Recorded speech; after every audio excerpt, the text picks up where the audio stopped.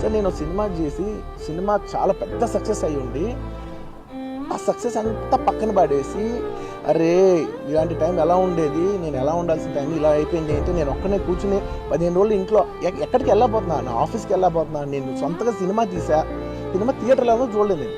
And that's my biggest education. మీరు రాబోయే సినిమాలు నేను ఎలా తీయాలి, ఇట్స్ మై లెర్నింగ్ కర్వ్. నాకు చాలా ఇంపార్టెంట్ నేను థియేటర్లో చూడటం, నేను నేర్చుకుంటా సినిమాని.